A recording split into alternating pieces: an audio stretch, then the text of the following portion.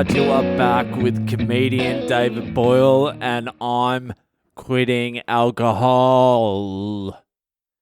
Have I ever mentioned how much I love Elon Musk? That dude, I swear to God, is one of my favorite dudes in the world. Honestly, without Elon Musk, the world is fucked. He's our only hope. I love him and I'll take him as my Jesus. I don't give a fuck. Yeah, I might have said a couple of mean things about him in the last week or so. But if you were listening carefully, it wasn't actually about him. Because I love Elon Musk. I just finished listening to his interview on Joe Rogan. And Musk is the best. He's a fucking genius. He thinks COVID's bullshit.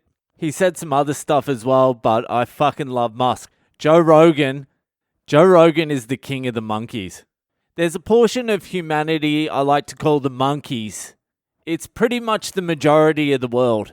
It's the curve in the bell curve. We are the monkeys. I belong to the monkey class. Everyone I know belongs to the monkey class. The monkey class are slightly more intelligent than monkeys and nowhere near as intelligent as a normal human being should be. And the monkeys make up 95% of the population. The entire curve in the bell curve is the monkeys. It's your everyday person. It's your Uber driver. It's the dude forgetting your sugar in the coffee. It's the people doing the push-up challenge on Facebook. They're your monkeys. If you look at the bell curve, I think the majority of the curve is about 95%, and then there's 2.5% each end. On one of the tails, you got people who aren't quite monkeys. You've got the people who could really work their ass off for the rest of their life, and they're never going to be able to cross over to as smart as a monkey. And then on the other tail, you've got the Elon Musk. You got the geniuses, the other 2.5%. And in the middle are all us monkeys. And what Joe Rogan represents is as close as a monkey can get to being able to jump over out of the monkey 95% into the Elon Musk 2.5%. He's as close as a monkey will ever get. And we have taken him as our king because he has reached the pinnacle in everything we monkeys hold dearest. He was US champion taekwondo, karate or whatever. He can fight. He's black belt jiu-jitsu. He's been a professional comedian for like 30 years.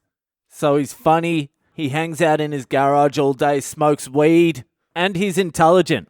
He's much more intelligent than most of the monkeys. And sometimes you forget he's a monkey.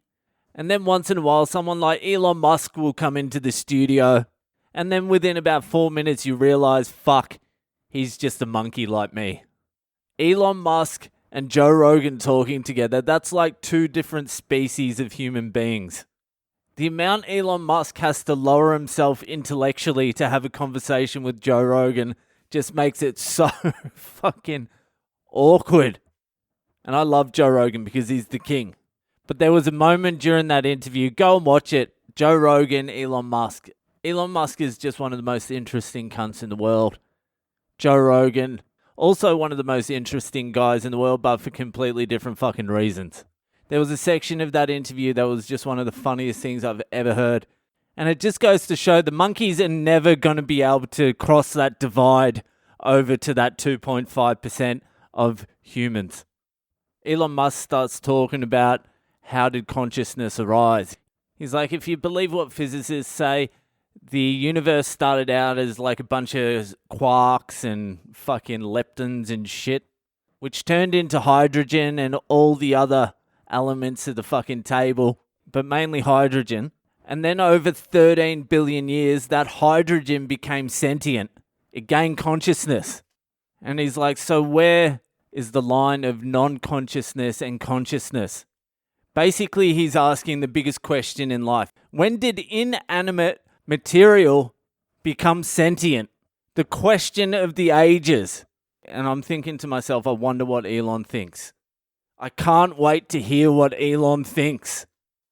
And then Joe Rogan goes, okay, so when do we start calling it consciousness? Where is that line? You know, I was watching a YouTube video the other day and a monkey was riding a motorbike.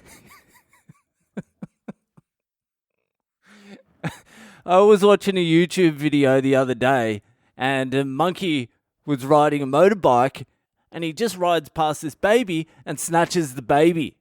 Is that conscious? And Elon Musk is like, what the fuck is going on here?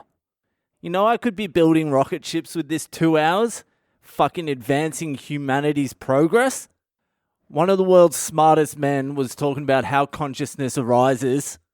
And instead of getting a super genius's insight into how consciousness may have arose, he started talking about monkeys riding motorbikes.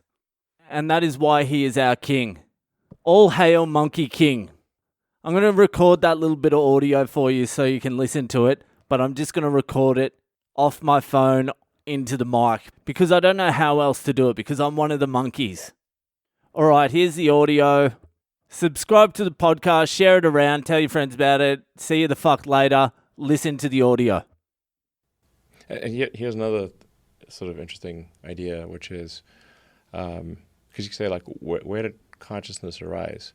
Well, assuming you believe the belief in physics, which appears to be true, then, you know, the universe started off as basically quarks and leptons, and it quickly became hydrogen and helium, lithium, like basically elements of the periodic table. But it was, you know, like mostly hydrogen, basically. And then over a long period of time, 13.8 billion years later, that hydrogen became sentient. So where along the way where is consciousness? What's the line of consciousness and not consciousness between hydrogen and here?